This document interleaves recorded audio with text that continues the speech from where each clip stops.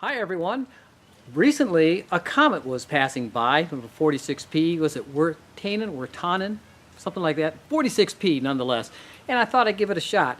See what happens if I can capture the comet itself with the rig. The comet at that time was just over there, just to the left of the Pleiades star cluster, so I thought I had a chance of seeing the comet here in Savannah. What happened? Let's find out.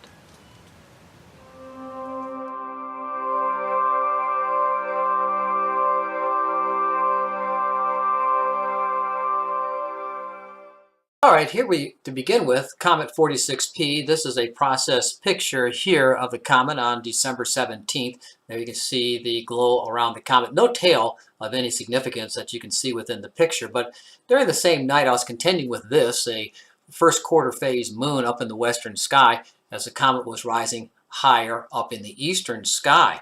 But I started taking some pictures after I got it framed, and this was one of the first pictures. Now this has been post-processed once again, and it's not exactly what I saw on the camera when I first took the picture. It was a very dim object.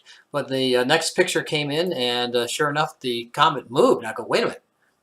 Am I out of sync? Is my tracking off? Did the whole system move, or was it just a comet that moved? I was a little confused here.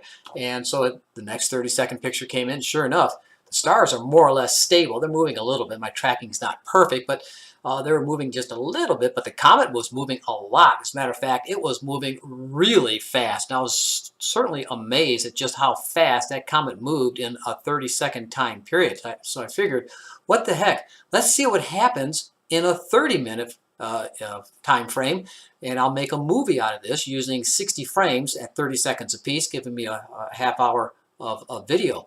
Well, it actually came out to be 28.5 minutes, but still, that's pretty good. This is what I saw.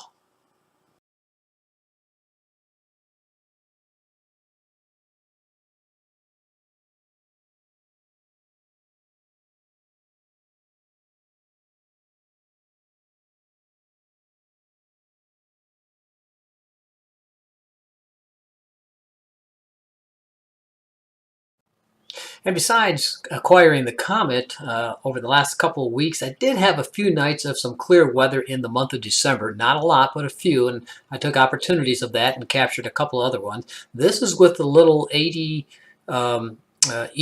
telescope, a little 3-inch telescope with a powerful lens on there.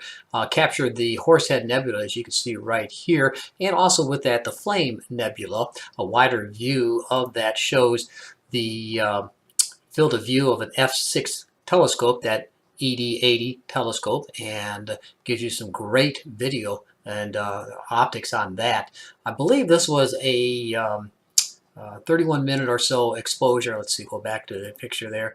32-minute exposure, and capturing that with 1-minute subframes. And then looking at a couple nights later, the Orion Nebula came into view. I have some big trees. I have to wait for the nebula to get high up into the sky so where I can see them. And this was on Christmas night, the Orion Nebula. You even could see the 4 stars there in the core. My goal here was not to blow out the core, so I took short exposures, 30 seconds at ISO 800 with a Canon 7Ti camera, and then stacked them together in Deep Sky Stacker. Give you this view of the Orion Nebula. This is with the Celestron 11-inch telescope with the 0.7 reducer lens on there to give a view from f10 down to an f7 field of view. And then a couple nights later, the sky was clear all night, and I was able to capture the Rosette Nebula near the constellation Orion. And this was a 1 hour and 37-minute exposure. And again, this is with the littler telescope, the ED80, and f6 field of view, the Rosette Nebula. Well, hopefully we'll have some clearing conditions coming up sometime in the month of January. The rest of December is totally washed out with clouds. The subtropical jet stream is flowing over our area. That means more clouds for us. However, the stars will be shining. As Carl Sagan used to say, we are made of star stuff. Every molecule in our body, every atom in our body started somewhere in the core of a star. Thanks for watching. See you later.